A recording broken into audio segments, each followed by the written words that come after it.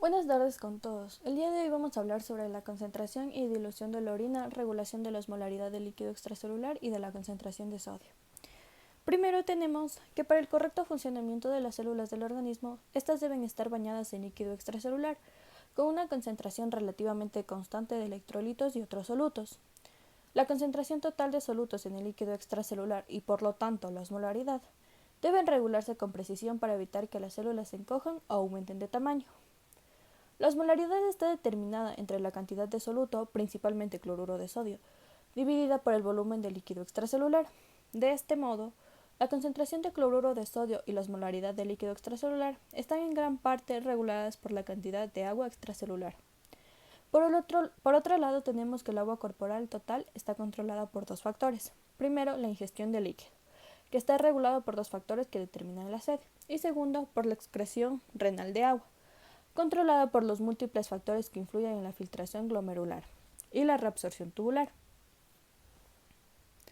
Los riñones excretan un exceso de agua mediante la formación de la orina diluida. Los riñones normales poseen una capacidad muy grande para variar las porciones relativas de los solutos y agua en la orina, en respuestas a diversas situaciones. Por ejemplo, cuando existe un exceso de agua en el organismo y la osmolaridad del agua está reducida, los riñones pueden excretar una orina con una osmolaridad de tan solo 50 miliosmoles por litro, una concentración que tan solo equivale a cerca de una sexta parte de la osmolaridad del líquido extracelular normal. Por el contrario, cuando existe una deficiencia de agua en el organismo y la osmolaridad del líquido extracelular está elevada, los riñones pueden excretar orina con una concentración de entre 1200 y 1400 miliosmoles por litro.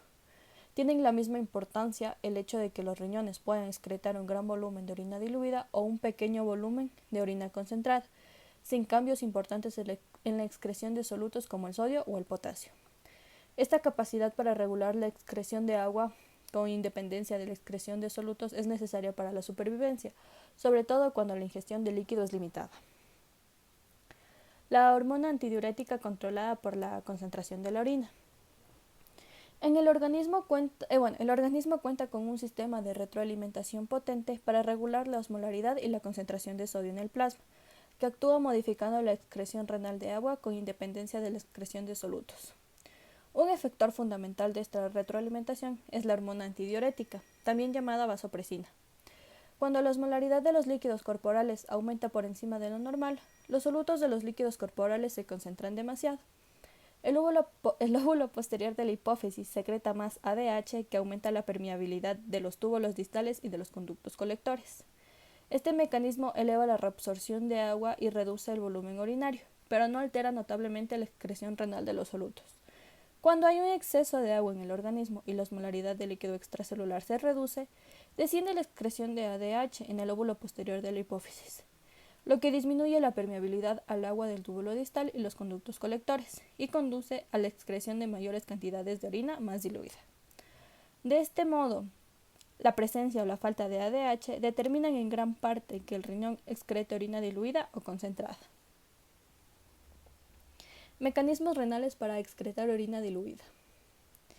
Cuando existe un gran exceso de agua en el organismo, el riñón puede excretar hasta 20 litros por día de orina diluida, con una concentración de tan solo 50 miliosmoles por litro. El riñón realiza esta tarea reabsorbiendo continuamente solutos, mientras deja de reabsorber grandes cantidades de agua en las porciones distales de la nefrona, incluidas la porción del túbulo distal y los conductos colectores. Se muestra de forma aproximada la respuesta renal de un ser humano tras la ingestión de 1 litro de agua. Observamos que el volumen urinario aumenta alrededor de 6 veces con respecto a lo normal en los 45 minutos posteriores a la ingestión de agua.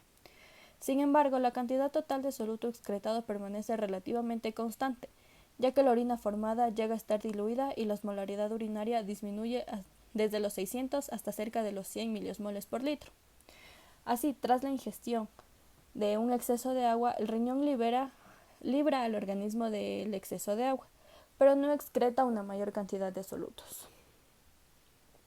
Tras la ingestión de agua, el volumen de orina aumenta y la osmolaridad urinaria disminuye, lo que causa la excreción de un gran volumen de orina diluida, pero la cantidad total de solutos excretado por los riñones permanece relativamente constante y estas respuestas de los riñones impiden que la osmolaridad plasmática se reduzca durante la ingestión de un exceso de agua.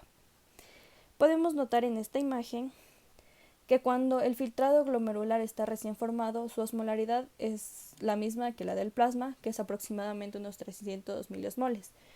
Para excretar el exceso de agua es necesario diluir el filtrado a medida que circula a lo largo del túbulo. Esta dilución se consigue reabsorbiendo más solutos que agua, pero esto tiene lugar en ciertos segmentos del sistema tubular, como se describe a continuación. Los mecanismos renales para excretar orina diluida.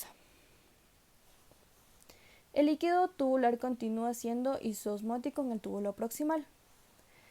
A medida que el líquido fluye a través del túbulo proximal, los solutos y el agua se reabsorben en igual proporción, de forma que se producen pequeños cambios en la osmolaridad.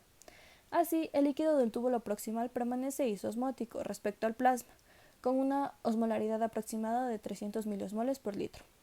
A medida de que el líquido pasa por el asa descendente de Henle, el agua se reabsorbe por ósmosis y el líquido tubular alcanza el equilibrio con el líquido intersticial circundante de la médula renal, que es muy hipertónico, alrededor de 2 a 4 veces la osmolaridad del filtrado glomerular en su origen. Por tanto, el líquido tubular va aumentando su concentración a medida que fluye hacia la médula interna. El líquido tubular se diluye en el asa ascendente de Henle. En la rama ascendente de Henle, especialmente en el segmento grueso, se reabsorben con avidez el sodio, el potasio y el cloro. Pero esta porción del segmento tubular es impermeable al agua, incluso en presencia de grandes cantidades de ADH. Por lo tanto, el líquido tubular va diluyéndose a medida que fluye por el asa ascendente de Henle hacia la porción inicial del túbulo distal con una osmolaridad que disminuye progresivamente hasta llegar a unos 100 miliosmoles por litro. Cuando el líquido entra en la porción inicial del segmento tubular distal, de este modo, independientemente de si hay o no hay ADH, el líquido que abandona la parte inicial del segmento tubular distal es hipoosmótico, con una osmolaridad que es tan solo alrededor de la tercera parte de la osmolaridad del plasma. El líquido tubular se diluye aún más en los túbulos distales y colectores si no hay ADH. Cuando el líquido diluido de la porción inicial del túbulo distal pasa a la porción final del túbulo contorneado distal, el conducto colector cortical y el conducto colector, se produce una reabsorción adicional de cloruro de sodio. Si no hay ADH, esta porción del túbulo también es impermeable al agua, con lo que la reabsorción adicional de solutos hace que el líquido tubular se diluya todavía más, reduciendo su osmolaridad hasta 50 miliosmoles por litro. El hecho de que no se reabsorba agua y continúe la reabsorción de solutos lleva a la formación de un gran volumen de orina diluida. En resumen, el mecanismo de la formación de orina diluida consiste en la reabsorción continua de solutos en los segmentos distales del sistema tubular, mientras no se reabsorbe el agua.